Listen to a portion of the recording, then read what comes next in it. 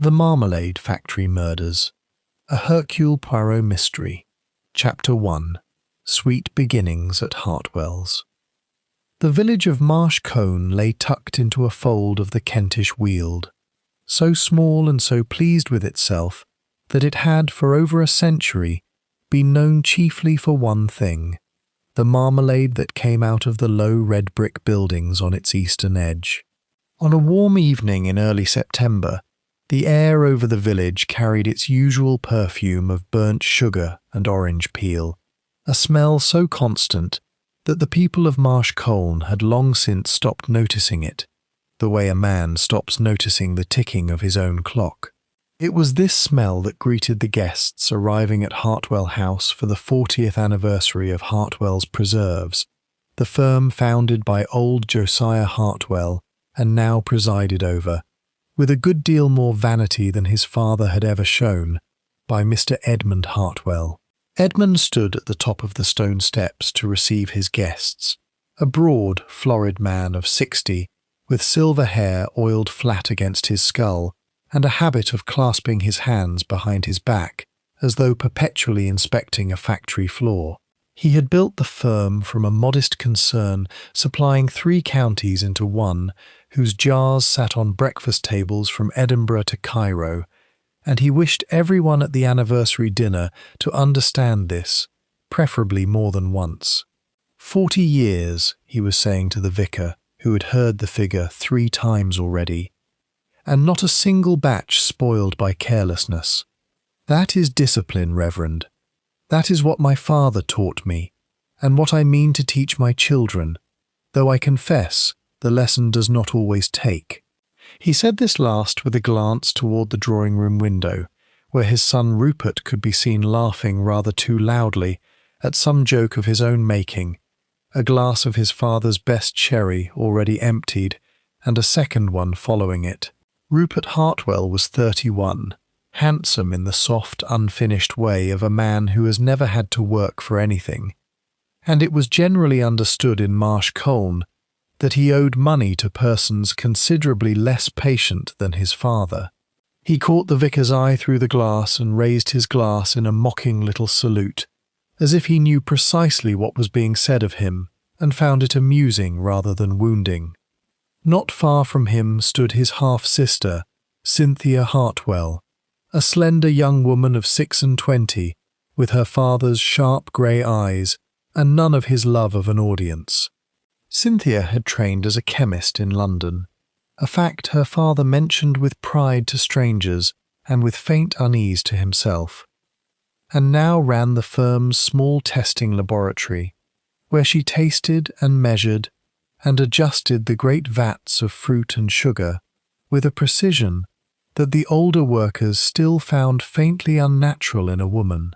She was speaking, in low tones, with Mr. Thomas Reed, the factory's production manager, a solid, weathered man of 50 who had worked at Hartwell since he was 14 and who wore his good suit tonight with the discomfort of a man wearing another man's coat.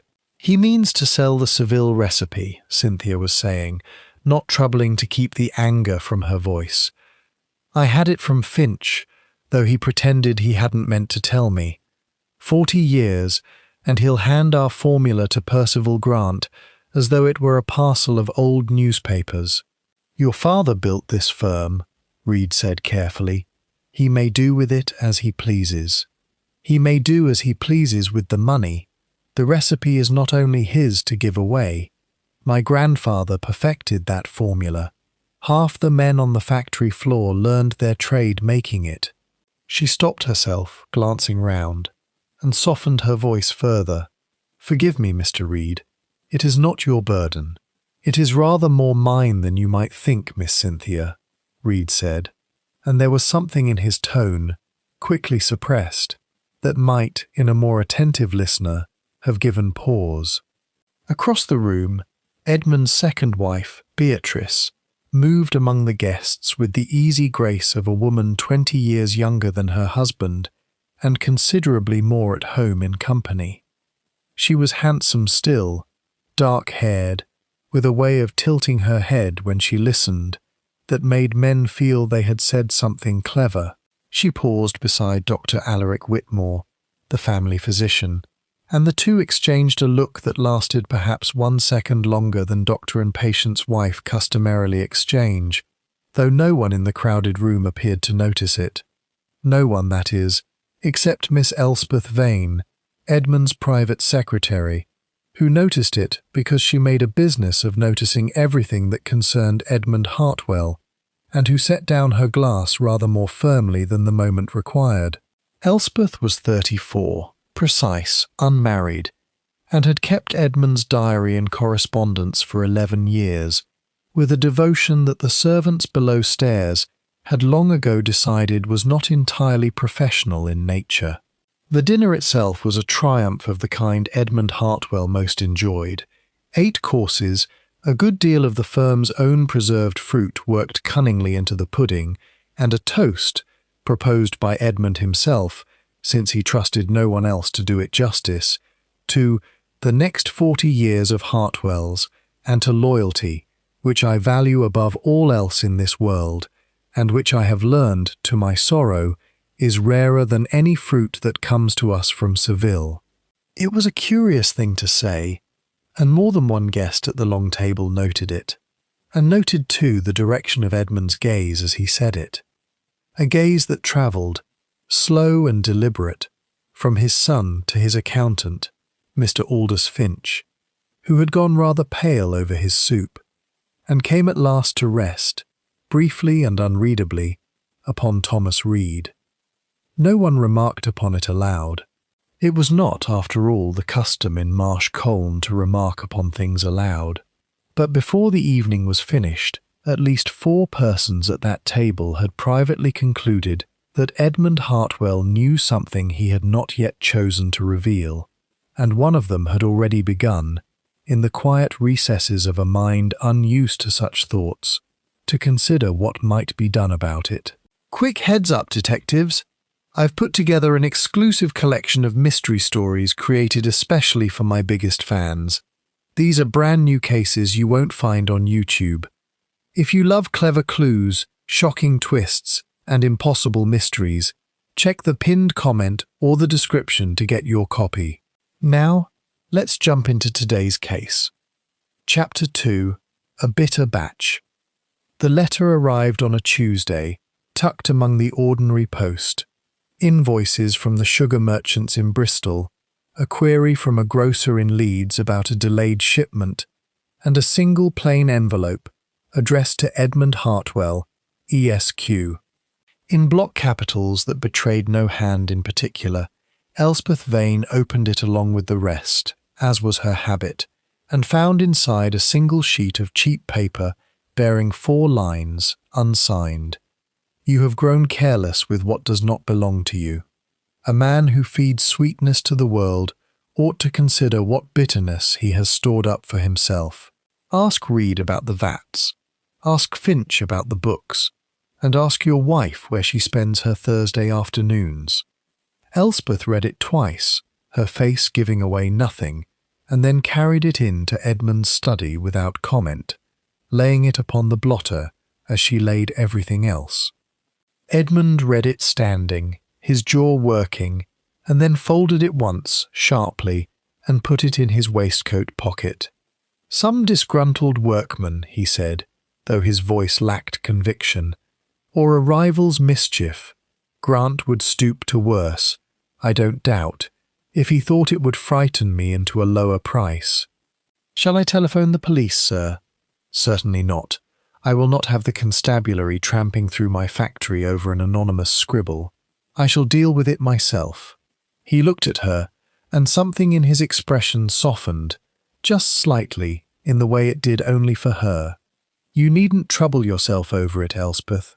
But she did trouble herself, as she troubled herself over everything that touched him, and that evening, alone in her small sitting room above the stables, she wrote in the private diary she had kept faithfully for 11 years. "E. received a threatening letter today. He pretends indifference, but I know him too well to be deceived. Reed, Finch, B, all named. I do not like it." The following morning brought a second and more immediate trouble.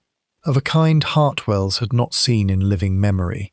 A complaint, telephoned in fury from a grocer in Tunbridge Wells, that an entire consignment of the firm's prized Seville orange marmalade, 6 dozen jars, freshly dispatched, had arrived tasting, in the grocer's memorable phrase, as though someone had poured bitter aloes into good fruit. Cynthia was summoned from the laboratory at once.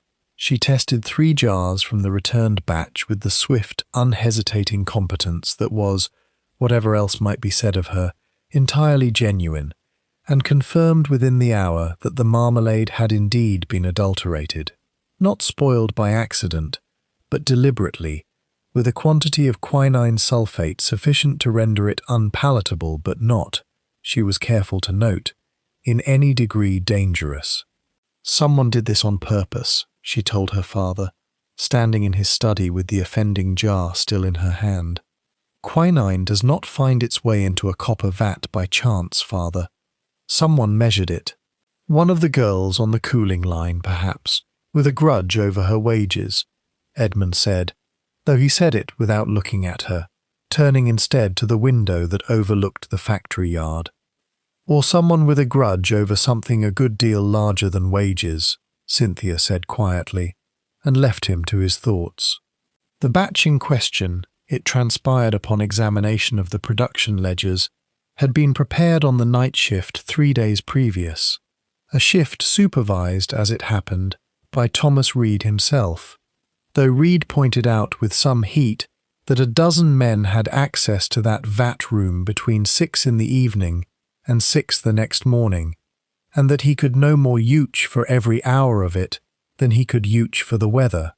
Aldous Finch, when consulted on whether the tainted batch might represent some deliberate act of sabotage aimed at the firm's reputation rather than its fruit, grew visibly uncomfortable and suggested, perhaps too quickly, that the matter be handled quietly and the affected grocers compensated without fuss, lest it invite scrutiny the firm could ill afford at present.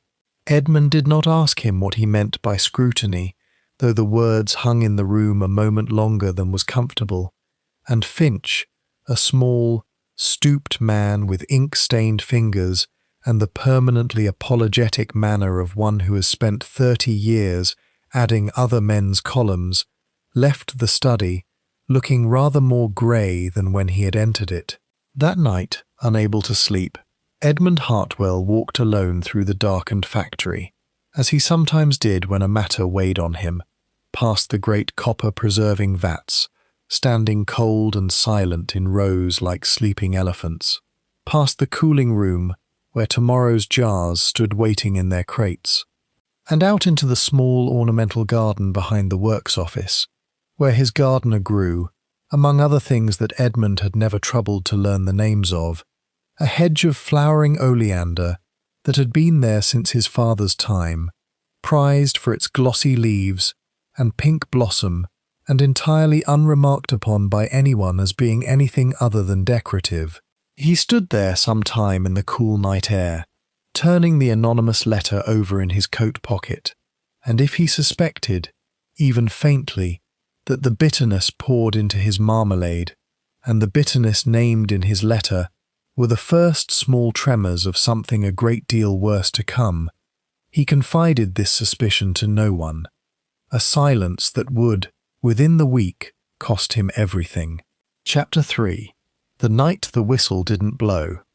The Hartwell's factory whistle sounded 3 times each working day, at 6 in the morning to summon the workers, at noon for the dinner hour, and at 6 in the evening to release the day shift and admit the night men who tended the great vats through the dark hours, keeping the fires low and even beneath the copper so that the marmalade might set to precisely the right degree of amber sweetness by morning.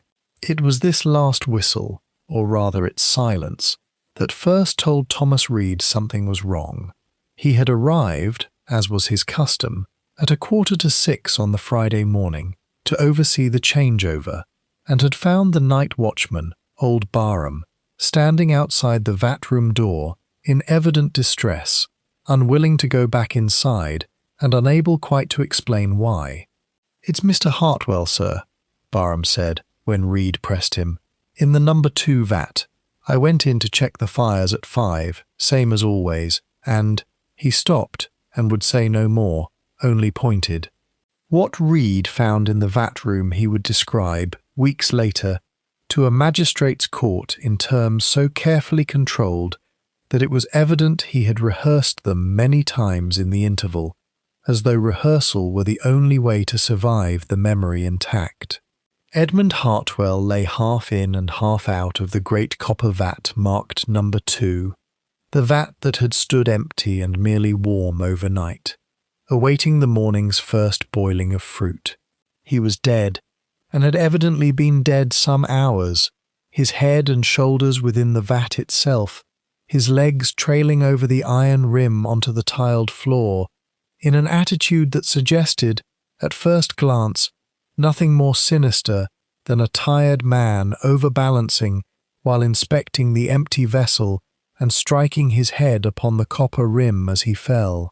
It was Reed who sent the boy running for Dr. Whitmore, and Reed who telephoned the police from the works office with hands that, according to the young constable who took the call, shook so badly he had to repeat the number twice, and Reed, too, who stood in the yard in the grey September dawn and told Beatrice Hartwell, when she came running out in her dressing gown at the commotion, that her husband was dead, and watched her face go the colour of the ash in the cold grate. Dr. Whitmore arrived within the half hour, and made his examination with the brisk competence of a man who had attended most of the deaths and births in Marsh Colne for over 20 years. He pronounced Edmund Hartwell dead of a blow to the head, consistent, he said, with a fall against the vat's iron rim, and ventured, though the local police inspector, a stolid and unimaginative man named Pruitt, required little persuading, that the death was a tragic accident. An elderly, overweight man, alone at night in a dimly lit factory, had lost his footing on the damp tiles and struck his head in falling. He often walked the factory alone at night when something troubled him, Beatrice said, when Inspector Pruitt questioned her, her voice steady though her hands were not. It was a habit of many years. I had given up asking him to stop. "And was anything troubling him of late, Mrs. Hartwell?" "My husband ran a large concern, Inspector. Something was always troubling him." She said this with a faint, bitter smile that Pruitt, unfamiliar with the household, mistook for simple grief.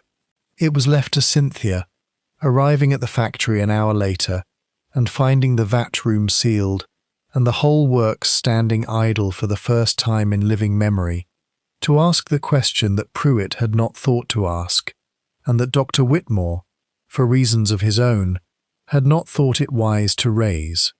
Why was there scalding on his hands, she said, standing very still in the doorway of the works office. If the vat was cold and empty all night, as everyone says, no one had an answer for her.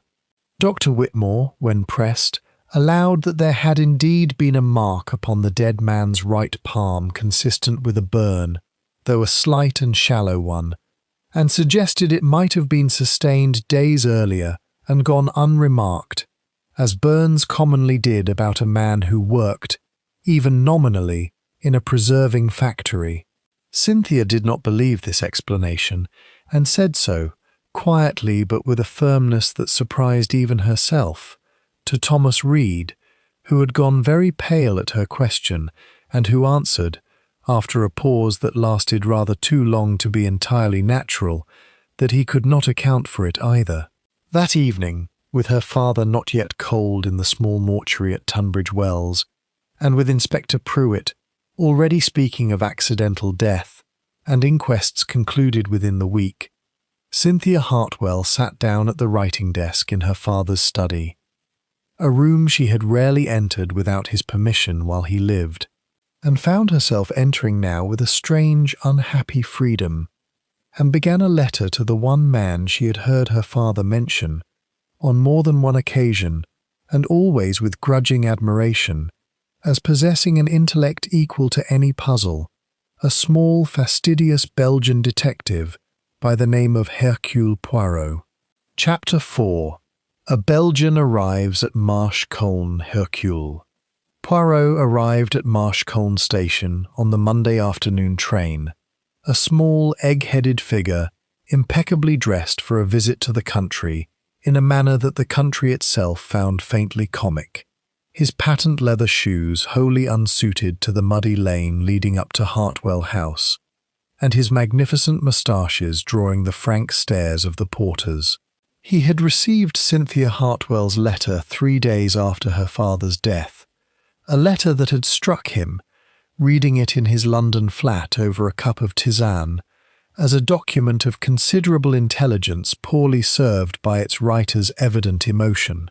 She had described the scalded hand, the cold vat, the whistle unblown, and the anonymous letter her father had received and never satisfactorily explained, and had closed with a plea that Poirot considered, on reflection, rather more affecting than she perhaps intended. "I do not ask you to prove that my father was murdered, Monsieur Poirot, for I am not certain of it myself. I ask only that someone with a mind equal to the question should come and ask it properly, since I fear no one here intends to." It was this last sentence, more than any other consideration, that had brought Poirot down from London on the earliest convenient train. Cynthia met him herself at the station, having sent the family motor car but come in it in person, and Poirot studied her closely as they drove, the controlled grief, the sharp, intelligent eyes, the hands that would not quite stay still in her lap, and formed, before they had gone half a mile, several tentative conclusions about the household he was about to enter, none of which he troubled to share. "You must understand, Monsieur Poirot," Cynthia said, as the car turned in at the factory gates, "that the police have all but closed the matter. Inspector Pruitt is a good man, I am sure, but he has decided it was an accident, and an inquest that agrees with him is arranged for Thursday. I do not know what you can do in so short a time." "Mademoiselle," said Poirot, "a mind that has decided upon its conclusion before it has properly examined the facts is not a mind I fear to outpace. Tell me, who in this house knew that your father would be alone in the factory that night?" "Everyone," Cynthia said, and then, catching herself, "that is, it was known in the household that he often walked there when troubled. It was not a secret appointment, if that is your meaning." "Everything is my meaning, mademoiselle, until I have discarded it. Continue, if you please, the burn upon his hand.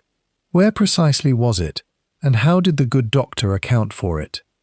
Cynthia recounted what she knew, and Poirot listened with his head tilted slightly, his small eyes half closed, in the attitude of a man listening not merely to the words but to the small silences between them.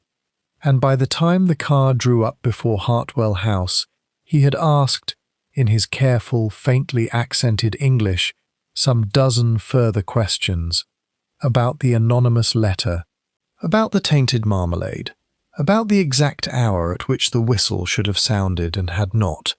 That left Cynthia with the distinct and not entirely comfortable impression that this odd little man had already begun to see a shape in the matter that she herself, for all her father's blood and all her scientific training, had not yet glimpsed. He was introduced to the household over tea, an occasion that Beatrice Hartwell managed with the composed grace of a woman entertaining a guest rather than admitting an investigator, and Poirot, accepting a cup he did not much want, allowed his eyes to travel once, unhurriedly, around the room, over Rupert, sprawled with studied carelessness in the window seat, over Aldous Finch, perched on the edge of his chair like a man expecting at any moment to be asked to leave, over Elspeth Vane, upright and watchful near the door, as though still, from long habit, guarding an office that no longer had an occupant, over Thomas Reed, who had been asked to attend, though he plainly felt himself out of place among the family, standing near the fire, with his hands clasped behind him in an unconscious echo of his late employer. "Monsieur Poirot," said Beatrice, pouring with a steady hand, "I confess I do not entirely understand what my stepdaughter hopes you will find, that the police have not already found. My husband's death, however sudden, however grieved by us all, was a tragic accident. I should not like to think that grief has led Cynthia to imagine shadows where none exist." "Madam," said Poirot, setting down his cup with the particular precision he reserved for moments he wished to be remembered, "I have not yet formed an opinion as to what occurred in that factory on Thursday night. I have formed, however, a very firm opinion that 6 persons in this room know a great deal more about the last weeks of Edmund Hartwell's life than they have yet troubled to say, and that until they do, no opinion of mine, nor of Inspector Pruitt, nor indeed of the coroner's jury on Thursday, can be worth the paper an inquest verdict is written upon." The silence that followed this observation was, Poirot noted with private satisfaction, considerably more informative than anything that had been said aloud that afternoon. Chapter 5. Questions among the copper vats.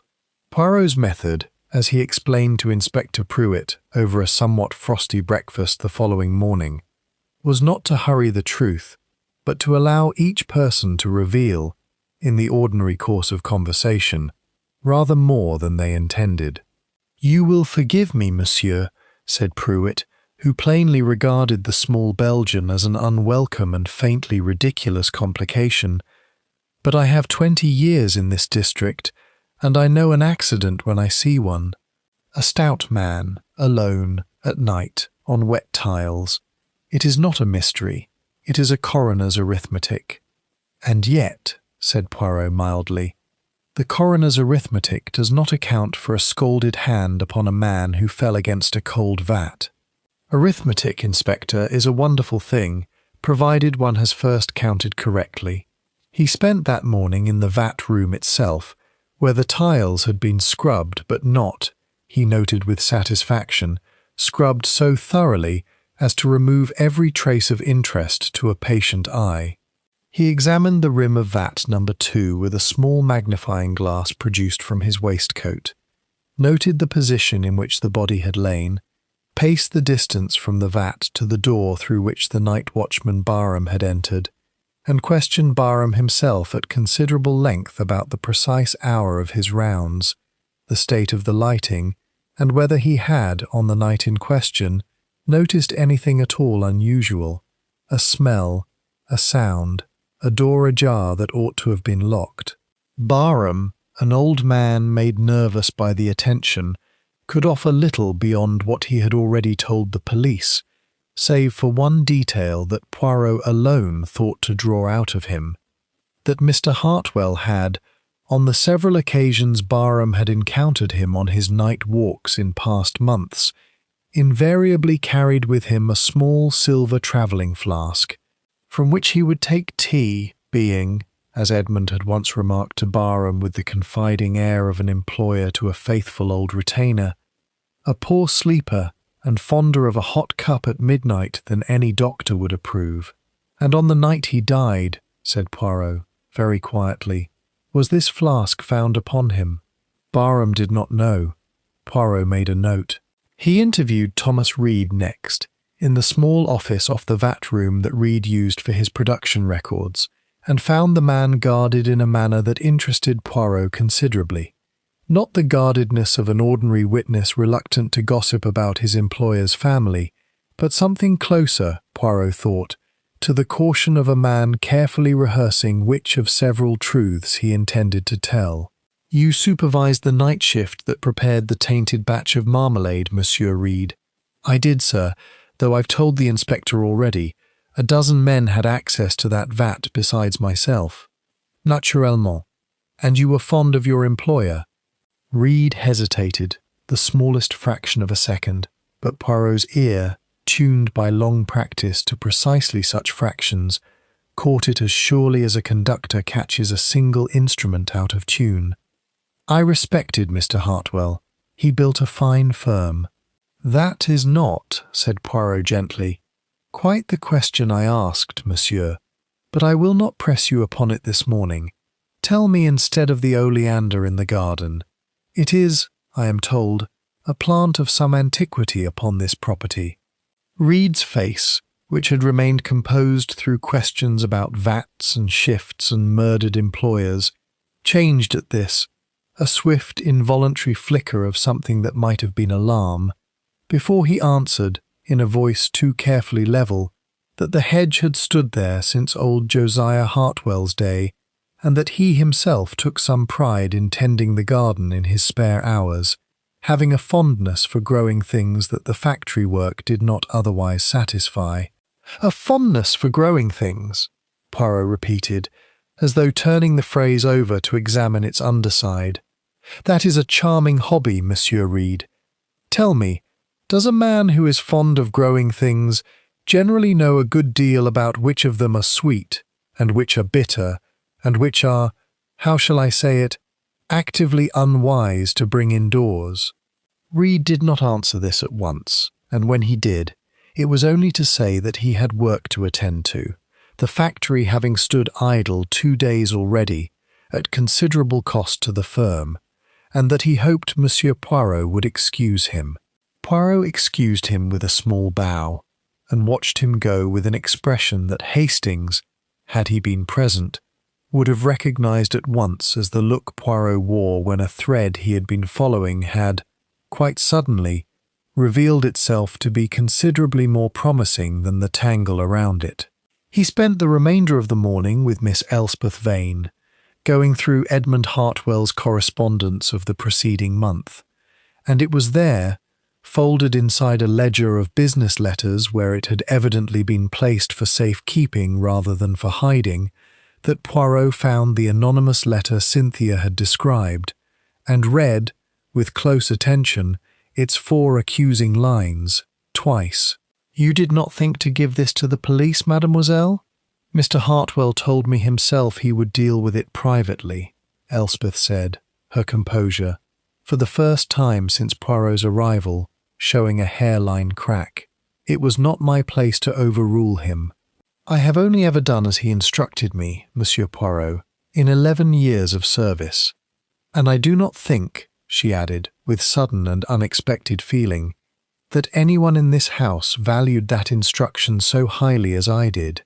Poirot said nothing to this, only inclined his head, but he noted, as he noted everything, the particular quality of grief in her voice, a grief that seemed to him rather too personal, rather too proprietary, for an employer 11 years her senior, and filed the observation carefully away among the many others he was gathering, with the patience of a man who understood that a case such as this one would not be solved by any single fact, but by the slow, careful accumulation of a great many small and separately unremarkable ones. Chapter 6. The Ledger and the Locked Office. It was Inspector Pruitt, somewhat to his own irritation, who provided Poirot with the next thread of the investigation, though he did so without the least intention of assisting the Belgian's inquiry. "You may as well know, since you seem determined to poke about regardless," Pruitt said, finding Poirot in the factory's small library that afternoon, "that we've had the accountant Finch in for questioning already, on a matter quite separate from Mr. Hartwell's death. There's been some irregularity in the firm's books, nothing to do with murder, mind, for there was no murder, but a straightforward case of a man dipping his fingers where they'd no business dipping." "Ah," said Poirot, with the air of a man to whom this was news of the most agreeable kind, though in truth he had suspected as much since observing Finch's demeanour at tea.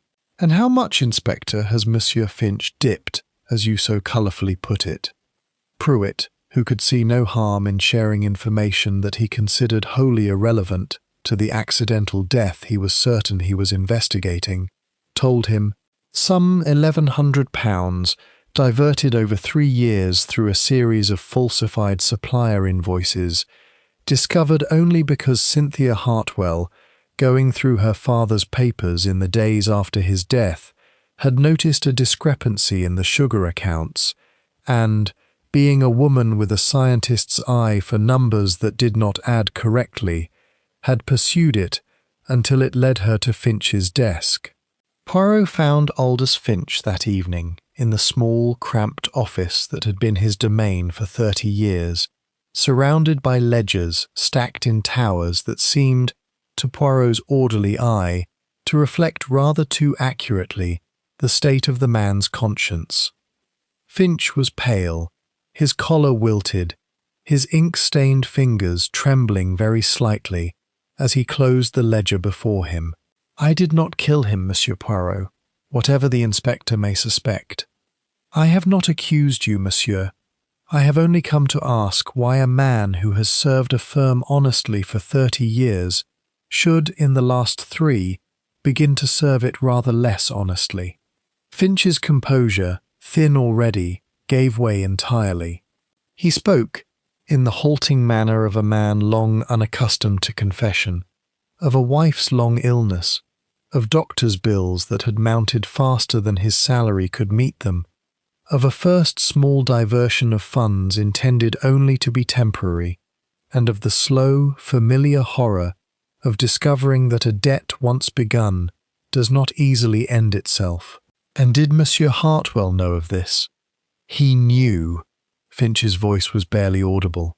He discovered it himself, some 6 weeks past, going through the sugar accounts with more attention than was his habit. He called me to his study and told me he knew everything, every invoice, every figure. I expected to be dismissed on the spot, Monsieur Poirot, and prosecuted besides, and I will confess to you that I do not know what madness took hold of me in that moment, but I begged him, on my knees, not to ruin what remained of my wife's life along with my own. And what did he say to this? He said— Finch stopped, and something in his face suggested that what followed cost him a great effort to repeat. He said that he would consider what use my continued gratitude might be to him in matters he did not yet care to discuss, and that, until he had decided, I should continue exactly as before, saying nothing to a soul, and that my fate, and my wife's, rested entirely upon his goodwill. Poirot's eyebrows rose very slightly. He held the matter over you then, monsieur, rather than resolving it.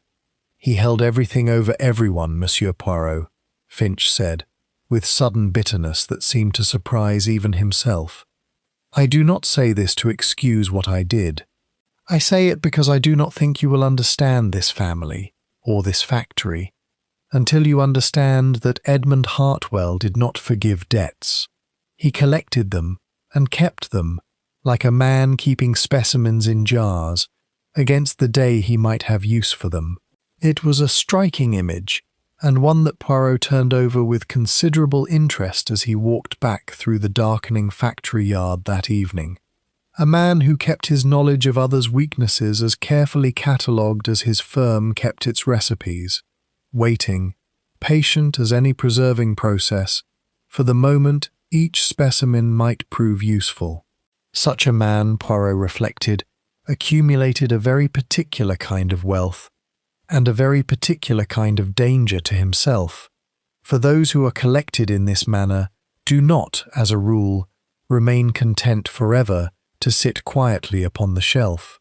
He thought, too, of Finch's phrase, matters he did not yet care to discuss, and wondered how many other specimens Edmund Hartwell had been keeping, in how many other jars, and whether one among them, disturbed at last beyond bearing, had chosen at last to break its glass. Chapter 7. Whispers in the Rose Garden. The rose garden at Hartwell House, unlike the ornamental oleander hedge behind the factory office, was Beatrice Hartwell's particular province, and it was here, among the last blooms of a fading September, that Poirot found her the following morning, cutting flowers with a pair of small silver scissors and an expression of composed melancholy that Poirot, watching her from the terrace before announcing himself, found himself unable entirely to credit. "You garden yourself, madame?" I had understood such things were generally left to the staff in a house of this size. I find it restful, Monsieur Poirot. My husband thought it an eccentric habit for a woman in my position, but he indulged it, as he indulged most of my eccentricities, provided they cost him nothing and troubled him not at all. She said this without apparent bitterness, though Poirot noted the precision of the phrase and filed it beside the others. Madam, I must ask you something a little indelicate, and I beg you will forgive the asking. It concerns Dr. Whitmore. Beatrice's scissors paused, very briefly, over a rose, and then continued their work. I do not know what you imagine you have observed, Monsieur Poirot, but I should be careful, if I were you, of imagining scandal in every glance exchanged at a family dinner. Dr. Whitmore has attended this family for 20 years. We are naturally on terms of some friendship. Naturellement, said Poirot, with the small, untroubled smile of a man who has no intention of being deflected by the word. And yet, madame, 11 years of marriage to a man who, forgive me, collected the debts and secrets of those around him as another man collects stamps, must have been, I think, a marriage with rather more silence in it than warmth.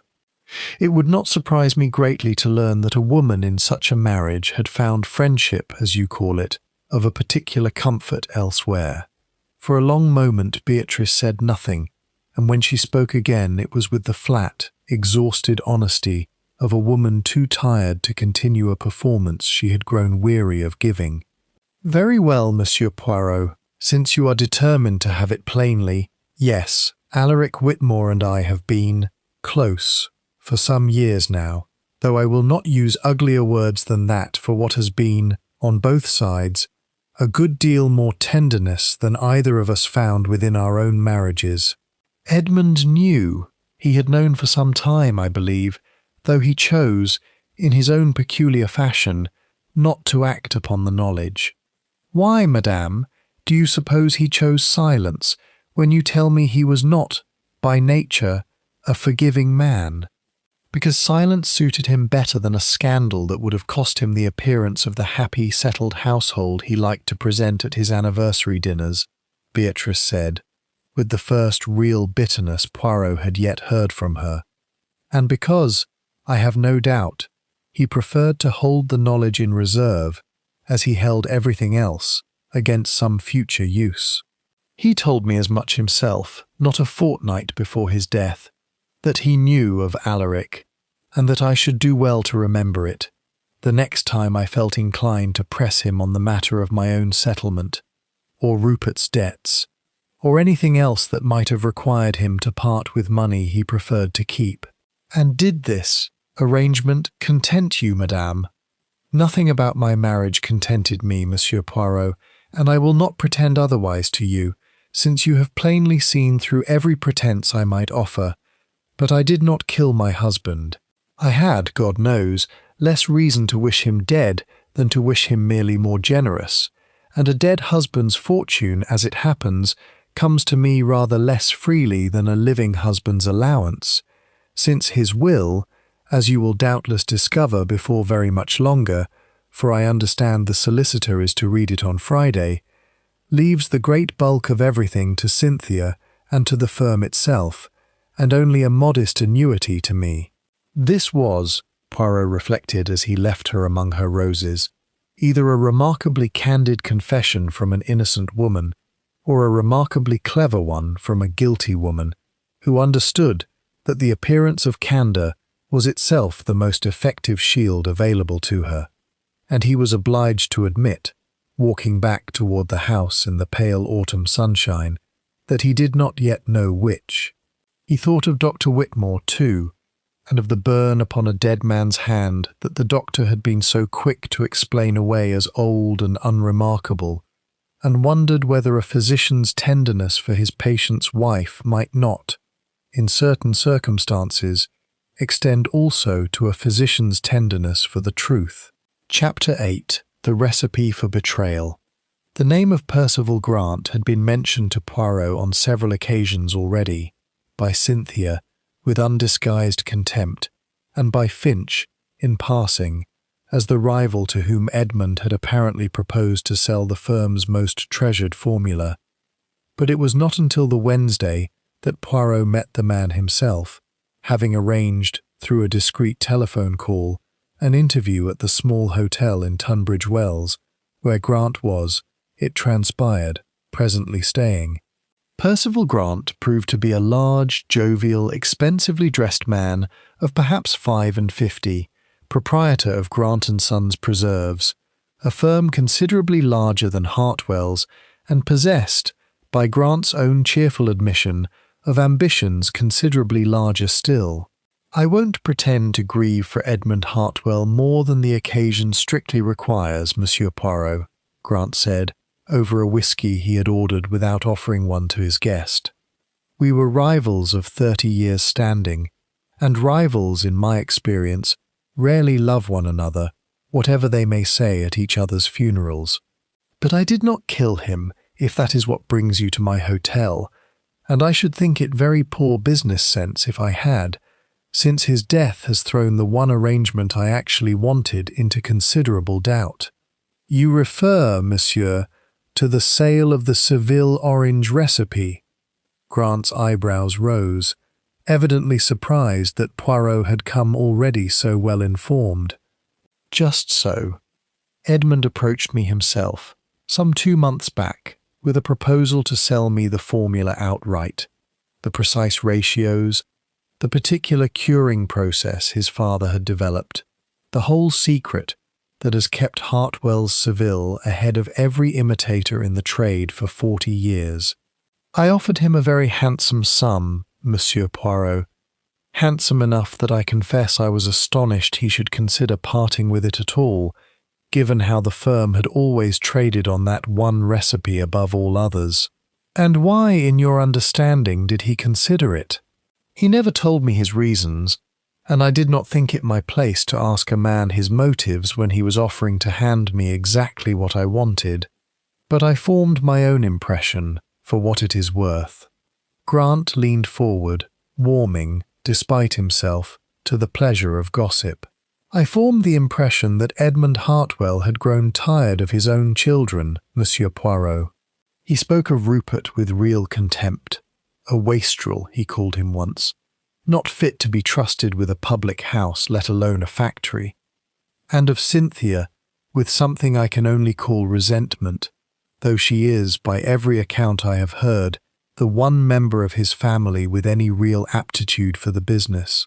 I think he meant to punish them both in his way, to take the one thing that gave the firm its value and sell it out from under them, leaving them a name and a building and precious little else, while he himself retired a very wealthy man to enjoy his money without either of them at his elbow.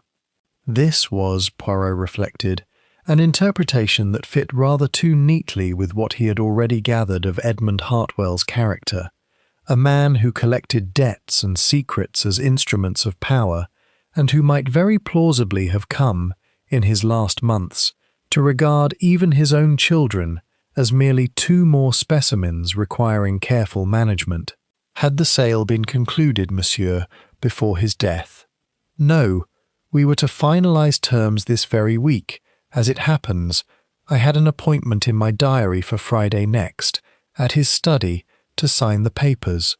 His death has rather put the whole matter in abeyance, since I understand from my own solicitor that the recipe, being an asset of the firm rather than Edmund's personal property outright, may now require the agreement of the new owners, and I should imagine Miss Cynthia Hartwell has very decided views on the subject. "You imagine correctly, monsieur," said Poirot, rising to take his leave. "Tell me one thing further, if you would be so good. Did anyone else, to your knowledge, know of this proposed sale before Monsieur Hartwell's death?" Grant considered. "His accountant, I should think, since the sums involved would have required the man's attention, and I believe Edmund mentioned once that his production manager, Reed, is it, had got wind of the arrangement and taken it rather harder than Edmund had anticipated. "The man acts as though I proposed to sell his own children," Edmund said to me, laughing over it, though I confess I did not find it so very amusing myself to hear a man laugh at another's evident distress in that fashion. But then, Monsieur Poirot, I did not much like Edmund Hartwell, and I have never pretended otherwise, to you or to anyone else. Poirot left the hotel with a great deal to consider, and it was on the drive back to Marsh Colne, watching the hop gardens and orchards slide past the motor-car window in the fading afternoon light, that he found himself returning, again and again, to a single phrase: "The man acts as though I proposed to sell his own children." It was, he thought, a curious thing to say of a factory manager's reaction to the sale of a formula. Curious, and rather more illuminating, perhaps, than Percival Grant himself had understood it to be. Chapter 9. A Son's Debts. Rupert Hartwell received Poirot in the billiard-room, a chamber that seemed, more than any other in the house, to reflect its occupant's character. Handsome, comfortably appointed, and faintly neglected, with a fine table whose baize had gone unbrushed, and a rack of cues arranged with more attention to appearance than to use. "You've come to ask whether I killed my father for his money," Rupert said, before Poirot had properly seated himself, chalking a cue with the studied nonchalance of a man determined not to appear troubled. "You may as well ask it directly, Monsieur Poirot. Everyone else in this house has been circling the question for 3 days without the courage to put it plainly. You anticipate me most conveniently, monsieur. Very well. Did you? No." Rupert struck the cue ball with unnecessary force, sending it cannoning uselessly about the table. "Though I'll grant you I had reason enough, if reason were all a man required. I owe some £4,000 to persons in London who do not extend the same patience my father was pleased to extend me, and my father had made it very clear, not a month past, that he did not intend to settle the debt this time, as he had settled 2 before it. £4,000 is a considerable sum, monsieur, for a young man to owe. It is a considerable sum for any man to owe, Monsieur Poirot, and I will not pretend otherwise, nor pretend that the manner of its accumulation reflects any particular credit upon me. Cards, mostly, and a horse or 2 that ran rather less well than I had been assured they would. My father called me a wastrel to my face, more than once, and I dare say history will not trouble to correct him. And did you know, monsieur, that your father proposed to sell the Seville orange recipe to Monsieur Percival Grant? Something flickered across Rupert's face. Not, Poirot thought, the alarm of a man caught in fresh dishonesty, but something closer to weary recognition. "I knew. Finch let it slip to me some weeks back, thinking I already had it from my father, which I hadn't. I'll tell you honestly, Monsieur Poirot, since you seem determined to have honesty from everyone in this house, whether we're inclined to give it or not. I didn't much care. I've no head for the business, and no wish to inherit it. If my father wanted to sell the family's precious formula, and leave Cynthia a factory with nothing left to distinguish it, that was between him and Cynthia, and no great loss to me either way, provided the money that came from the sale found its way, eventually, to settling what I owe. You did not resent the sale, then, as your sister did? Resent it? Monsieur Poirot, I have never in my life felt about that factory what Cynthia feels about it. She grew up believing the Seville recipe was practically a sacrament. I grew up believing it smelled unpleasantly of burnt sugar, and kept my father from ever once attending a school function or a birthday with his full attention. If he wished to sell the wretched formula and retire to enjoy his money in peace, I'd have driven Percival Grant to the signing myself, provided he paid promptly. It was, Poirot reflected, a curiously convincing account. The resentment of a spoiled and indifferent son, directed not at the sale of a legacy he had never valued, but at a father who had withheld, far more painfully, the ordinary attentions of family life. He found himself almost inclined to believe it entirely, save that experience had taught him long ago that the son who protests his indifference most eloquently is not always the son who feels it, and he noted, filing it carefully away, that Rupert had answered every question about the recipe and the debt with fluent ease, but had grown noticeably quieter, his eyes dropping briefly to the neglected baize of the billiard table when Poirot had mentioned, almost in passing, the anonymous letter that named him nowhere, but had named, among its recipients' private failings, matters that touched every other member of the household. "One further question, monsieur, and then I will trouble you no longer this morning. Were you at the house, or elsewhere, on the night your father died?" "At the house. Worse luck for my alibi, since I was alone in my room from 10 o'clock, having lost rather more than I care to admit at a card game in Tunbridge Wells that afternoon, and returned early, in no humour for company. No one can vouch for me between 10 and 6, Monsieur Poirot, which I imagine places me rather uncomfortably on your little list of possibilities. But there it is. I did not leave my room, and I did not go near the factory, and I did not kill my father, however convenient it might be for your investigation if I had." Poirot thanked him and withdrew, reflecting as he made his way back through the quiet corridors of Hartwell House that an alibi worth nothing was, in its own curious way, a kind of evidence. For a guilty man, given time to construct a false account, will very often produce one considerably more convincing than the truth, and an innocent man, having nothing to hide, will as often as not produce nothing better than the plain and unhelpful fact of having been asleep, alone, and unwitnessed in his own bed. Chapter 10. The Secretary's Secret. It was Miss Elspeth Vane who occupied Poirot's attention through the greater part of Wednesday afternoon, and it was Miss Elspeth Vane who, of all the household, proved most reluctant to be occupied in this fashion, meeting each of Poirot's questions with the brisk, deflecting competence of a woman who had spent 11 years making herself indispensable precisely by revealing as little of herself as possible. "I have told you already, Monsieur Poirot, everything of any relevance. I kept Mr. Hartwell's diary, I managed his correspondence, I ensured his household ran to his satisfaction in the small matters his wife did not trouble herself with. There is nothing further to tell." "Mademoiselle, I think there is a very great deal further to tell, and I think you know it as well as I do. You have kept this man's confidence for 11 years. You have grieved for him, in this last week, with a depth that I do not think 11 years of merely professional service would altogether explain. And you have named yourself in your own diary, which I will confess to you, mademoiselle, that I have read, with Inspector Pruitt's authority and your own absence, though I regret the necessity, as a woman who valued his instruction more highly than anyone else in this house."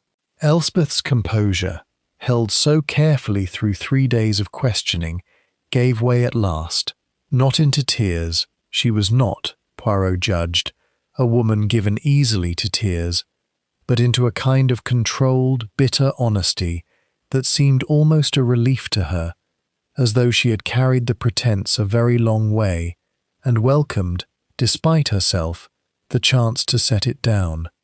"Very well, Monsieur Poirot. You have your answer, though I do not know what satisfaction it will give you. I loved him. I have loved him for the better part of 11 years, and I do not offer that as an excuse or a confession of wrongdoing, for nothing improper ever passed between us. Edmund Hartwell was not a man who mistook his secretary's devotion for an invitation, whatever the servants may have gossiped below stairs. But I loved him none the less, and I do not think anyone in this house, wife or son or daughter, understood him half so well as I did, or valued him half so much. And did he value you in return, mademoiselle? In his fashion. He trusted me with everything, every letter, every figure, every small unhappiness he would not confess to his own family. I think, in the end, I knew more of Edmund Hartwell's true mind than any person living, including, I dare say, himself." She paused, and when she continued, her voice had dropped, as though she spoke now less to Poirot than to some private accounting of her own. "He told me, a fortnight before he died, that he intended to alter his will." Poirot's stillness at this was absolute. "In what particular, mademoiselle?" "He did not tell me the full details.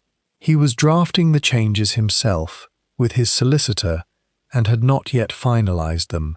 But he told me enough to understand that Rupert was to be very substantially cut out, his debts having exhausted whatever patience remained to his father, and that a portion of what would otherwise have gone to Rupert was to come, instead, to me. A provision, he called it, for 11 years of loyalty that his own family had never troubled to match. This was, Poirot recognized at once, a piece of information of very considerable weight, and he pursued it with corresponding care. "Did anyone else know of this proposed alteration, mademoiselle?" "I do not know for certain. Mr. Hartwell was not a man who confided his intentions widely. But I believe his solicitor knew, of course, and I have wondered, since his death, whether he might have mentioned it also to Mrs. Hartwell in some argument between them. For I recall he came from an interview with her, some 10 days before he died, in a temper I had rarely seen in him, and I heard him say as he passed my door that she would find her settlement considerably altered if she did not learn to hold her tongue about certain matters he had no wish discussed. Poirot considered this new information from every angle as he walked, later that evening, through the cooling autumn dusk toward the factory once more, turning over in his mind the growing catalogue of persons who stood, in one fashion or another, to lose a great deal by Edmund Hartwell's continued life, and to gain, in various uneven measures by his sudden death, a son disinherited before he could be formally disinherited, a wife whose settlement, already meagre, had been threatened with further reduction, an accountant whose thefts had been discovered and held, unresolved, over his head like a blade, a rival awaiting the signature that would deliver him, at last, the recipe he coveted, and a production manager whose reaction to that very sale had been described, by a man with no particular reason to exaggerate, as though his own children were being sold from under him. It was, Poirot reflected, a household in which almost everyone had reason to wish Edmund Hartwell dead, and in which almost no one, examined closely, seemed quite capable of the particular blend of patience, knowledge, and cold nerve that the crime, if crime it truly was, appeared to have required. He would need, he thought, to return once more to the vat room, and to the little garden behind it, before he could say with any confidence which of his many suspects possessed all three. Chapter 11. Oleander and Ash. The garden shed behind the works office was a modest structure of weathered timber, its shelves crowded with the ordinary implements of a working gardener. Trowels and twine, seed packets gone soft with damp, a watering can with a dented spout, and, in one corner, a small collection of botanical reference books that Poirot found, upon examination, a good deal more extensively annotated than he would have expected from a factory production manager's occasional hobby. He had come alone, in the grey light of early Wednesday evening, having sent word that he wished to walk in the garden before dinner, and had let himself into the shed on an impulse he did not trouble to examine too closely, trusting, as he generally did, that his instincts in such matters had earned the right to be indulged. The books proved instructive. One, a slim volume on poisonous garden plants, fell open readily to a page describing the oleander shrub, Nerium oleander, in terms that Poirot read with close attention. Every part of the plant toxic, the volume noted, containing cardiac glycosides capable, in sufficient concentration, of producing symptoms ranging from nausea and disorientation to cardiac arrest and death, the toxin most readily extracted from the leaves by careful steeping, and detectable, post-mortem, only by an examiner specifically alerted to look for it, a fact that a country doctor, satisfied already that he was looking at an accidental fall, would have had no particular reason to investigate. The page in question bore, in the margin, a small pencil mark, not a note precisely, but the sort of light, unconscious tick a careful reader makes, beside a passage that has claimed his particular attention. Poirot closed the book with great gentleness and returned it exactly to its place upon the shelf, and it was as he did so that he noticed, tucked behind the row of reference books, a small tin box of the kind used for storing seeds, and within it, wrapped in a twist of brown paper gone slightly brittle with age, a quantity of dried and crumbled leaf matter that even Poirot's untrained eye recognized, from the glossy dark fragments and the faint bitter smell that clung to the paper, as oleander. He did not touch the tin further, but stood for some time in the darkening shed, turning over in his mind the shape that had, over these 3 days of patient questioning, been slowly assembling itself from a great many separate and apparently unconnected pieces. A production manager who tended this garden with more than ordinary care, who possessed reference books annotated at precisely the passage that concerned him most, who had reacted to news of the recipe's sale, according to a man with no reason to invent the detail, as though his own children were being taken from him. A man, moreover, who had worked at Hartwell's since he was 14 years old, who had known Josiah Hartwell as well as he had known Edmund, and who had spent, by Poirot's private reckoning, very nearly the whole of his working life inside a factory whose ownership and whose secrets he had never shared and never would. There remained the question of the tainted marmalade batch, the quinine that had ruined 6 dozen jars and brought the anonymous letter's accusations into the open before their author, whoever he might be, was fully prepared, and Poirot considered this too as he made his way back toward the house through the cooling evening air. It was, he thought, a curiously clumsy act for a man who had shown, in every other particular, such careful and deliberate patience, a warning, perhaps, sent before its author had quite resolved upon the greater act that followed it, or perhaps not a warning at all, but the unintended consequence of some private test, a man measuring, in the isolation of a night shift, exactly how much bitterness a given quantity of a given substance might impart to a vat of fruit, in preparation for measuring, with rather greater care and rather greater consequence, how much of quite a different bitterness a man's tea might bear before it, too, betrayed itself upon the tongue. Poirot did not yet have every thread of the tapestry in hand. There remained the matter of the flask, and the matter of the burn, and the still unexplained question of precisely how a man determined to poison his employer's tea might arrange, afterward, for the body to be found in a manner consistent with an ordinary and unremarkable accident. But he had, standing in that darkening shed among the seed packets and the pencilled margins, felt for the first time since his arrival at Marsh Colne the particular, quiet satisfaction of a man who knows, with something close to certainty, in which direction the truth is waiting to be found, even if he cannot yet see the whole of its shape. Chapter 12. The Timing of the Tea.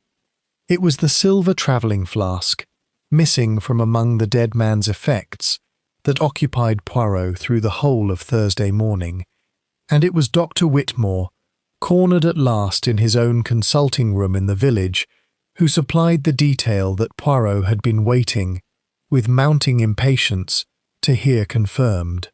"I did not think it material, Monsieur Poirot," Whitmore said, with the defensive stiffness of a man who has already begun to suspect that his earlier judgment will not survive close examination. A shallow burn upon the palm, some days old by the look of it. Men who work about factories collect such marks constantly and think nothing of them. I saw no reason to connect it with a fatal fall against a cold vat. And yet, Doctor, you yourself have told me the burn appeared recent, no more than a day or two before death, by its colouring. Is it not curious that a man should scold himself upon a Wednesday or a Thursday, in a factory whose vats stand cold and empty, except during the working hours you yourself have described to me? Where, in the ordinary course of his day, would Monsieur Hartwell have come by such a burn, if not from something rather hotter and rather more immediate than a factory vat? A cup, for instance, or a flask, containing tea a good deal too hot for comfortable handling. Whitmore's face, at this, lost a further degree of its composure. You are suggesting, Monsieur Poirot, that he burned himself upon his own tea flask before his death, that the burn has nothing whatever to do with the vat in which he was found. I am suggesting, Doctor, that a man does not customarily burn his hand upon a vessel, and then, some hours or days later, coincidentally die beside an entirely different and unrelated source of heat. I am suggesting that the flask Monsieur Hartwell habitually carried on his night walks, the flask that has not, I am told, been found among his effects, though every other article he carried that night has been carefully accounted for, contained, upon the night of his death, something considerably more dangerous than tea, and that the burn upon his palm was sustained in the moments before he died, as his hand, weakening under the effect of that substance, lost its grip upon a cup or flask too hot to hold with a steady hand. But the post-mortem examination revealed no poison, Monsieur Poirot. I conducted it myself, with reasonable thoroughness, and found nothing to suggest. You found nothing, Docteur, because you were not looking for the particular thing that was, I believe, actually present. A country practitioner, however competent, does not test as a matter of routine for cardiac glycosides derived from a garden shrub, when every circumstance before him, the vat, the tiles, the late hour, the stout and elderly victim, suggests so plausible and so much simpler an explanation. I do not say this to reproach you, Docteur. I say it because I believe that if the body were now exhumed and examined by a toxicologist specifically alerted to search for oleander poisoning, the truth that has eluded 3 days of ordinary inquiry would very quickly reveal itself. Whitmore sat very still for a long moment, and when he spoke again his voice had changed entirely, the professional defensiveness giving way to something closer to genuine and troubled reflection. If what you suggest is true, Monsieur Poirot, then the flask itself becomes the crux of the matter, for if Hartwell was poisoned through his own tea, someone must have had access to that flask to introduce the poison at some point before he set out upon his final walk, and the flask, as you say, has vanished entirely, which argues, does it not, that whoever administered the poison also removed the evidence of how it was done, and arranged the body afterward to suggest an accident that never occurred. Precisely, Docteur, and this is not the work of a moment's panic, but of considerable prior preparation. A person who knew Monsieur Hartwell's habits well enough to know he would walk alone that night, who had access to a poison requiring particular knowledge to extract and administer effectively, who understood enough of the factory's routine to know when the vat room would stand empty and unwatched, and who possessed, moreover, the physical strength and the cold nerve required to move a dying or already dead man's body into the position in which it was found, and to remove, before the alarm was raised, the one object that would have betrayed the entire arrangement. He paused, and allowed the silence of the small consulting room to settle before continuing, more quietly. It is not, Doctor, a very long list of persons who satisfy every one of those conditions, and I think, when I have finished counting them this evening, that it will prove to be a list of exactly one. Chapter 13. A witness remembers. It was a factory girl, one of the cooling room workers named Mary Tandy, who provided, quite by accident, the piece of testimony that would allow Poirot to close the final gap in his reconstruction of the crime. Poirot had returned to the factory on Thursday afternoon to walk once more through the sequence of the night shift's duties, and had fallen into conversation with several of the workers as they went about the ordinary business of a day resumed, the factory having reopened, at Cynthia's insistence, once the vat room had been released by the police. Mary Tandy, a girl of perhaps 19 with a nervous, eager-to-please manner, mentioned, in the course of an otherwise unremarkable account of her own duties, that she had seen Mr. Reed himself, on the night of the murder, carrying something out to the garden shed a good deal later than his usual hour of finishing. "I didn't think anything of it at the time, sir," she said, twisting her apron between her fingers under Poirot's close attention, and growing, as she spoke, increasingly uncertain of whether she ought to have mentioned it at all. "Mr. Reed often stays late over his garden things, and I was only leaving myself, having stayed on to finish a batch of labels that had gone wrong. But it was gone 11, sir, later than I'd ever known him stay, and he was carrying something small, wrapped up, I couldn't say what, and he looked, sir, if you'll forgive me saying it, like a man who didn't want to be seen carrying it." "Did you speak to him, mademoiselle?" "No, sir." "I didn't like to. He has a way about him, Mr. Reed, when he's occupied with something. Not unkind, you understand. He's never been unkind to any of us girls, but a way of looking straight through you, as though you weren't there at all, and I didn't care to interrupt him in that mood. I went home and thought no more of it, sir, until you asked us all, today, whether we'd seen anything unusual that night, and it came back to me sudden, the way things do." Poirot thanked her with the particular gentleness he reserved for witnesses who had, without fully understanding the weight of what they carried, handed him something of very great value, and sent her back to her work with the private conviction that he had now very nearly completed the case.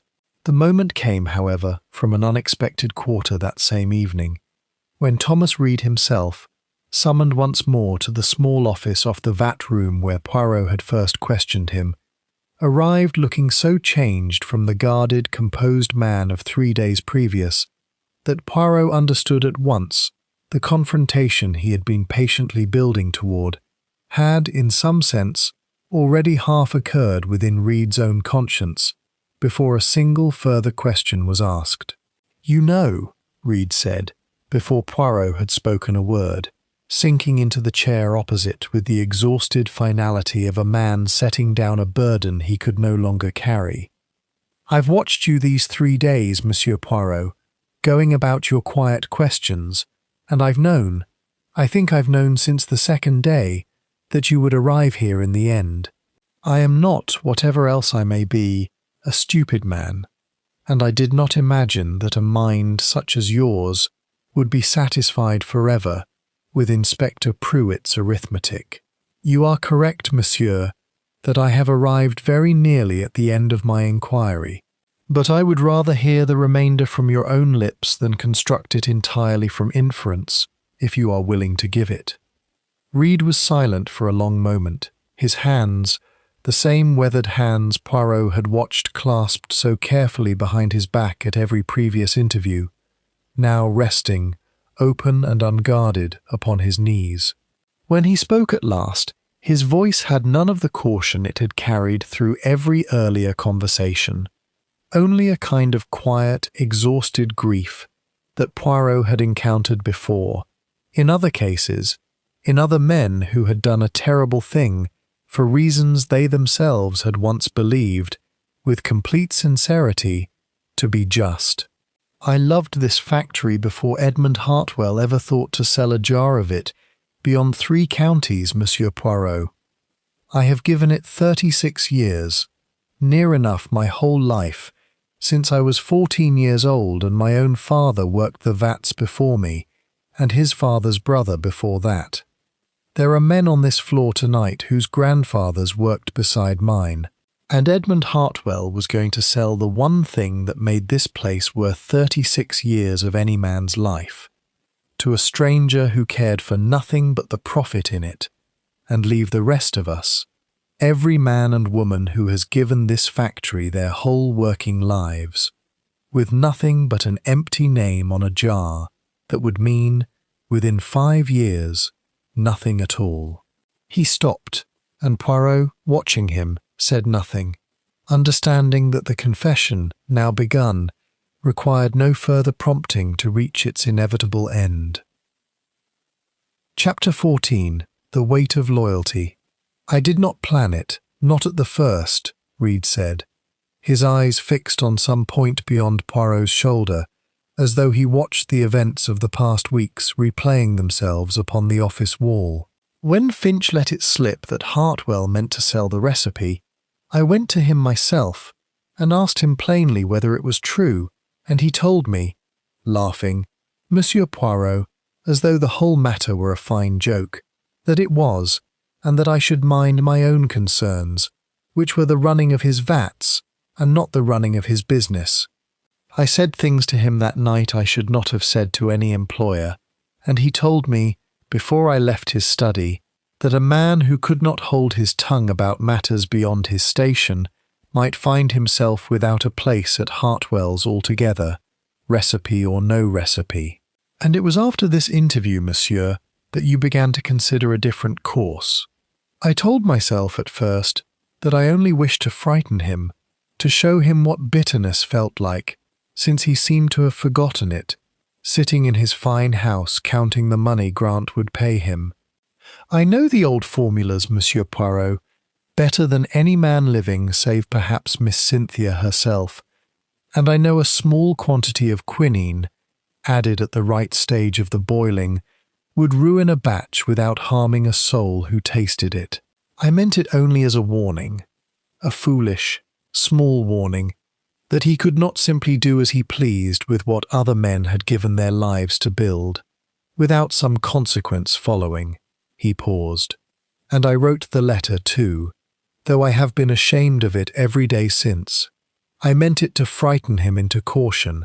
I did not, at that time, mean it as anything more. But it did not have the effect you intended, monsieur. No, he laughed at the ruined batch, when it was traced back to my shift, and told Miss Cynthia, I heard it myself, through the office door, that some disgruntled workman had made a foolish protest that would be dealt with in due course, once he had leisure to discover who was responsible. He was not frightened, Monsieur Poirot, he was amused, and it was in the days after that, watching him amused at what I had meant as a warning of some consequence, that I began to understand there was no warning that would ever reach a man like Edmund Hartwell, that he had spent his whole life collecting the fears and failures of everyone around him, precisely because he had never once been made to feel a fear of his own, and that the only thing that would ever truly stop him from selling this factory's soul to Percival Grant was to stop him altogether. He described then, in the flat, careful tones of a man reciting a confession he had privately composed many times over in the days since committing it, the remainder of the act, the oleander leaves, gathered and steeped over several patient days in the privacy of his own cottage, the opportunity, long watched for, of Edmund's habitual late walk, on a night when the household would be occupied with the aftermath of the anniversary dinner, and unlikely to notice his absence. The substance introduced into the flask of tea that Elspeth Vane, following her nightly habit, had prepared and left in Edmund's study for his solitary walks, a habit of the household so fixed and unremarkable that Reed had known of it, he admitted, for years without ever having previously considered its significance. I watched from the shed, he said, very quietly, until I saw him go into the vat room, as I knew he would. to inspect the fires as he always did. I gave the poison time to work. It is not swift, Monsieur Poirot, whatever else it may be, and I will tell you honestly that the waiting was the worst hour of my life, worse by far than anything that came after.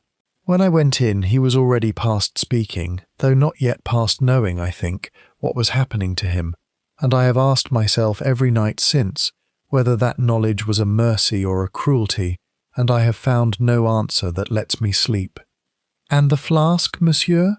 I took it, and I burned the last of the leaves in the boiler that same night, and I arranged him, God forgive me, Monsieur Poirot, I arranged a dying man's body as though he had merely fallen, because I had convinced myself, in the planning of it, that a quiet accident would spare his family the greater grief of a murder, as though I had any right left, by then, to spare anyone anything. His voice, which had held steady through the whole of this recitation, broke at last upon the final words. I have told myself every manner of lie these 3 days, Monsieur Poirot, about loyalty and legacy, and the rights of working men against the whims of the wealthy, and I dare say some of it was even true, but I killed a man in his own factory, in the dark, while he could not defend himself, and no loyalty to any recipe on this earth was ever worth that price. I have known it since the moment I saw his face, and I have known it every hour since. Chapter 15. Poirot sets the trap. It remained, however, a private confession made to a private investigator, and Poirot, mindful that Inspector Pruitt's inquest stood scheduled for the very next morning, and mindful too that a confession made in a moment of private exhaustion might, given a night's reflection and the counsel of a competent solicitor, be withdrawn or qualified beyond the point of legal usefulness, determined that the truth must be established beyond any possibility of retraction, and established in a manner that would leave no doubt in the mind of Inspector Pruitt, however reluctant that gentleman might be to abandon his comfortable theory of accidental death. "You will come with me, Monsieur Reed, to the drawing-room this evening," Poirot said, "and you will hear, before the assembled household, the reasoning that has led me to the conclusion you have yourself now confirmed. I do not ask this to humiliate you, monsieur, though I will not pretend the ordeal will be a comfortable one. I ask it because a crime committed in the dark, against a man who could not defend himself, deserves at the least to be answered in the full light of those who must live afterward with its consequences. And because I think, monsieur, that you owe this family, whatever else you may owe them, the truth spoken plainly to their faces, rather than left to a magistrate's dry recitation of evidence." Reed agreed, with the quiet, resigned dignity of a man who understood that he had forfeited any right to refuse, and it was thus that the household of Hartwell House assembled that evening in the drawing-room where, not 4 days before, they had received Hercule Poirot over tea, with such varying degrees of composure and unease. Beatrice, pale but controlled, seated near the cold hearth. Rupert, for once entirely without his customary carelessness, standing rigid by the window. Cynthia, upright and watchful, her sharp grey eyes moving constantly between Poirot and the door. Elspeth Vane, seated a little apart from the family, as she had always sat, even in life, a little apart from them.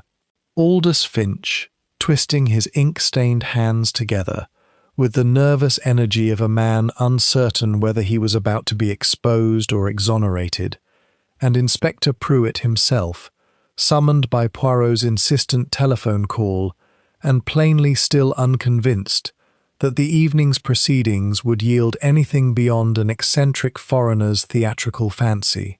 Thomas Reed sat a little apart from all of them, near the door, his hat in his hands, and said nothing as the household assembled, though every eye in the room turned toward him at least once, drawn by some instinct none of them could yet name, as though the truth had already begun to announce itself before a single word of explanation had been offered.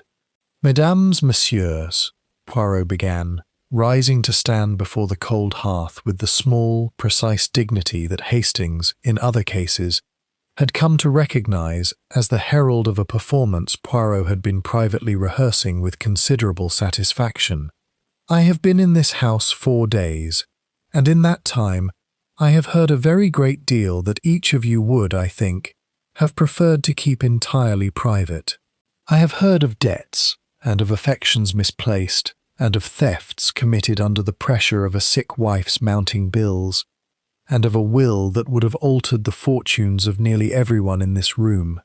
I tell you this not to shame any one of you further, for I do not think, when I have finished, that shame will be the emotion uppermost in this room, but because it is necessary that you understand how very many persons in this house had reason, of one kind or another, to wish Edmund Hartwell dead, before I explain to you why, of all those persons, only one possessed both the reason and the very particular means required to accomplish it."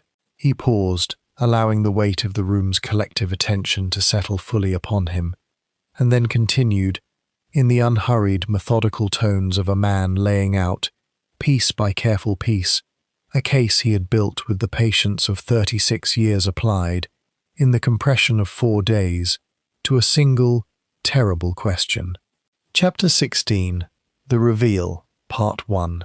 "Let us begin," said Poirot, "with what everyone in this room believed, until 4 days ago, that Edmund Hartwell, walking alone in his own factory, as was his frequent habit, lost his footing upon wet tiles and struck his head against the rim of an empty vat. It is a plausible account, mesdames, messieurs, plausible enough that Inspector Pruitt, an experienced and by no means foolish officer, was entirely prepared to close his inquiry upon it, and plausible enough that a good country doctor, examining the body with no particular reason for suspicion, found nothing in his examination to disturb that conclusion. He turned, with a small, deliberate courtesy, toward Dr. Whitmore, who had been permitted, at Poirot's request, to remain for this final accounting. "And yet, Doctor, you yourself recorded a burn upon the dead man's palm, a burn you judged, upon reflection, to be no more than a day or 2 old, though you attributed it, in the absence of any better explanation, to some unremembered mishap about the factory.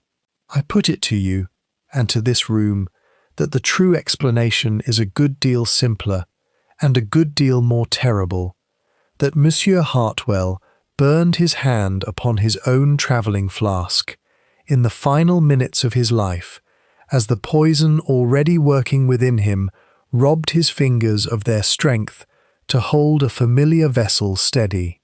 A small, sharp intake of breath ran round the room at this, from Beatrice, Poirot noted, and from Elspeth Vane, whose face had gone entirely white. You will ask, quite reasonably, why no poison was detected in the post-mortem examination, and the answer, mesdames, messieurs, is only that Dr. Whitmore was not looking for it, having no cause to suspect anything beyond an ordinary and tragic fall.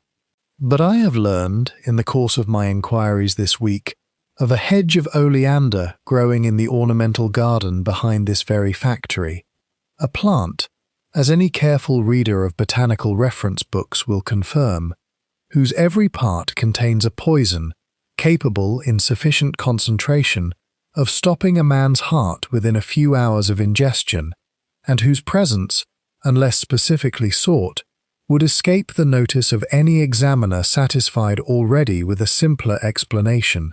He described then, methodically and without embellishment, the sequence of evidence that had led him to this conclusion: the missing flask, never recovered among the dead man's effects; the tainted batch of marmalade, adulterated with quinine, in what he now believed to be an earlier, less lethal experiment in bitterness; the anonymous letter whose author had named, with uncomfortable precision, the private failings of nearly everyone in the room, and which he now believed to have been written not as an external threat, but as an internal one, a warning from within the household, composed by someone close enough to Edmund Hartwell to know every secret it contained. I considered in turn each person who might have possessed both a motive sufficient to the crime and the particular means required to accomplish it, Poirot continued, and here, for the first time, his gaze moved deliberately about the room, resting briefly upon each face in turn.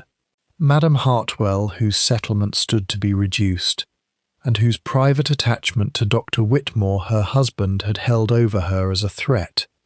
But Madame, whatever her other secrets, had no particular knowledge of poisons, and no evident access to the factory's night routine.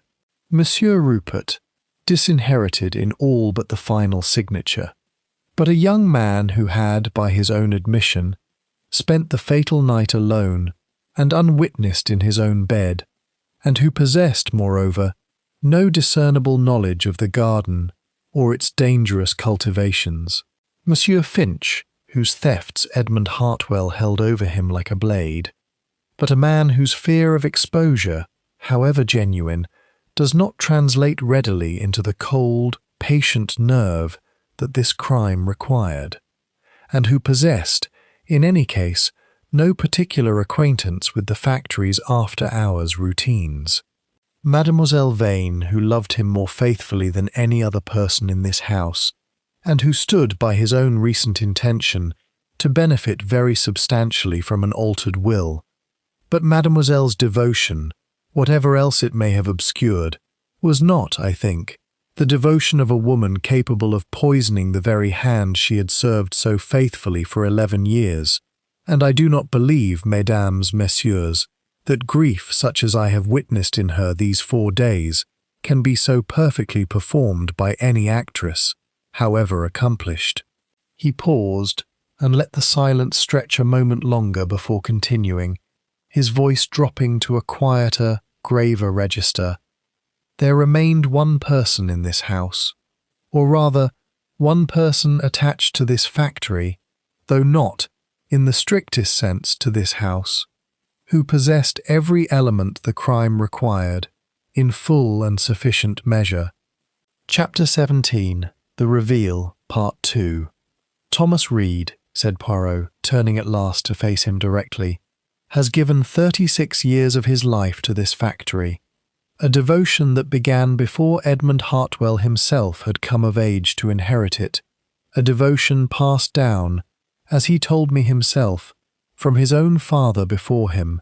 He alone, among every person in this house, possessed the precise botanical knowledge required to extract a lethal preparation from the oleander hedge he had tended for years as a private pleasure, a knowledge confirmed, mesdames, messieurs, by a pencil mark left, quite unconsciously, in the margin of a reference book in his own garden shed, beside the very passage describing that plant's most dangerous properties. He alone possessed the intimate knowledge of the factory's night routine required to know precisely when the vat room would stand unwatched, and precisely how long he might count upon that solitude to complete what he had planned. He alone had reacted to the news that Edmund Hartwell intended to sell the firm's secret recipe to Monsieur Percival Grant, with a depth of feeling that a rival's own testimony described to me as though his own children were being sold from beneath him, for the recipe was not, to Thomas Reed, merely a business asset. It was the accumulated legacy of every man and woman who had given their working lives to these vats, himself and his father before him, foremost among them, and Edmund Hartwell proposed to sell that legacy for his own private enrichment, and to leave the men and women who had built it with nothing but an empty name upon an emptied jar. He paused, and his voice, when he continued, carried none of the theatrical flourish that had marked the opening of his account, but only a quiet and considered gravity. I do not say this, monsieur, to excuse what you have done, for no injury, however real, however deeply felt, justifies the taking of another man's life in darkness, while he could not defend himself.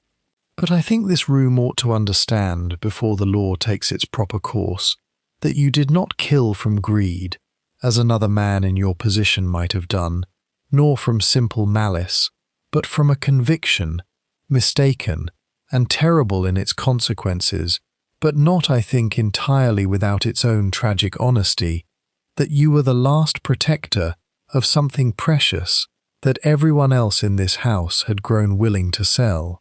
The silence that followed this held, for a long moment, the particular quality of held breath, Beatrice's hand pressed to her mouth, Rupert staring at Reed with an expression that seemed, even now, to struggle between horror and some reluctant, unwilling comprehension, Cynthia very white and very still, her scientist's precision, for once, entirely overwhelmed by the human weight of what she was hearing.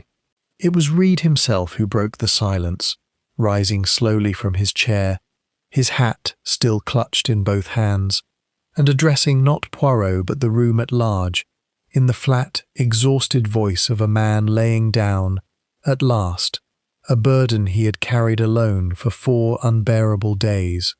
Monsieur Poirot has spoken more gently of me than I deserve, and I will not trouble any of you further with excuses I no longer believe myself.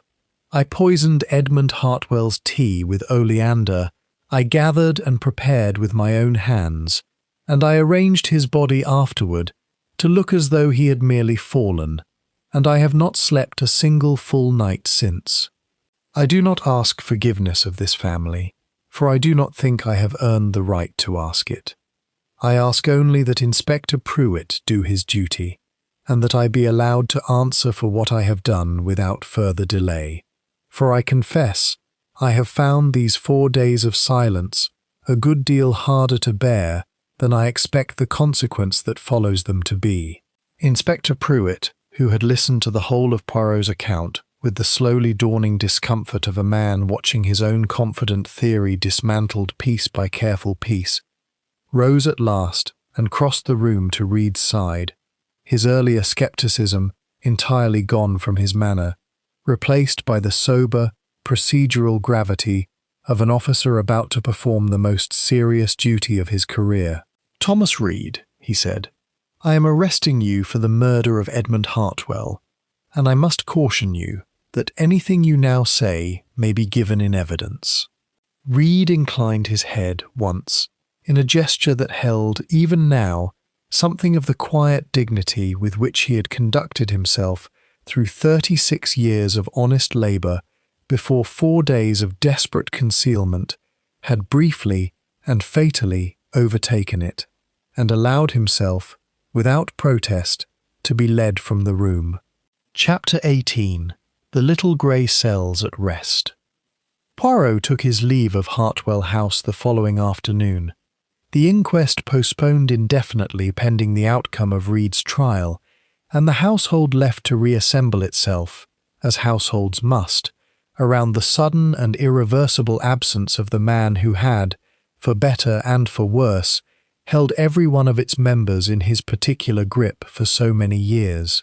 Cynthia drove him to the station herself, as she had brought him from it 4 days before, and the silence between them on that final drive carried a different quality altogether from the anxious, grief-sharpened tension of their first meeting, a silence, Poirot thought, of exhaustion honestly earned, and of a grief now permitted, at last, to settle into its proper shape. "I did not want this, Monsieur Poirot," Cynthia said at last, as the car passed through the factory gates for what she plainly understood would be, in some essential sense, the last time she passed through them as her father's daughter, rather than as the mistress of the concern herself. "I asked you to find the truth because I could not bear the thought of my father's death going unremarked, treated as a mere misfortune of wet tiles and bad luck. I did not think, when I wrote to you, that the truth would cost this factory the one man who perhaps understood it better than my father ever did." "That is very often the difficulty of truth, mademoiselle," Poirot said. "It rarely arrives as we would wish it, tidy and free of further cost. Monsieur Reed loved this factory with a devotion that your father, for all his cleverness, never earned, and never entirely deserved. And it was precisely that devotion, twisted by desperation into something monstrous, that killed him. I do not think you should mourn Reed's punishment, mademoiselle, for a man cannot poison another in darkness and expect the law to look kindly upon his reasons, however sincerely felt. But I think you may permit yourself, in time, to understand that this was not a simple case of villainy triumphing over virtue, but a tragedy in which nearly every person touched by it, your father not least among them, bears some portion of the blame for what was allowed to grow, unchecked, in the silences of this house. "And the recipe?" Cynthia asked after a moment. "Monsieur Grant still waits, I imagine, for his signature." "That, mademoiselle, is a decision I am confident you are equal to making without the assistance of a retired Belgian policeman," Poirot said, with the small, dry smile that Hastings, had he been present, would have recognized as high praise indeed. "I will say only this. A recipe kept in fear of losing it is not so very different, in the end, from a recipe sold for the mere love of money. Both forget that the true value of such a thing lies not in the formula itself, but in the hands and the loyalty of those who prepare it honestly, year upon year, for people who will never know their names." At the station, as the London train drew in beneath a sky already softening toward the amber of a Kentish autumn evening, Cynthia thanked him with a formality that could not quite disguise the genuine gratitude beneath it, and Poirot, settling himself into his compartment with the particular satisfaction of a man whose small grey cells had, once again proved equal to the task set before them, allowed himself a final backward glance at the low red brick buildings receding into the distance, their chimneys still faintly trailing the scent of burnt sugar and orange peel into the evening air. It was, he reflected, a very English tragedy in the end, conducted not with the operatic passions of some other countries he had known, but in the quiet, controlled, deeply buried manner of a household that had spent generations learning to smile pleasantly over dinner while nursing, beneath the surface, resentments and devotions fierce enough to kill. Edmund Hartwell had built an empire upon sweetness, and had forgotten, in his pursuit of it, that sweetness improperly tended will always, in time, turn bitter upon the tongue, a lesson that Hercule Poirot, watching the Kentish hop garden slide past his window as the train gathered speed toward London, thought rather a fitting epitaph for the whole unhappy affair, and one he suspected the little grey cells would have occasion to recall, with quiet satisfaction, for a very long time to come.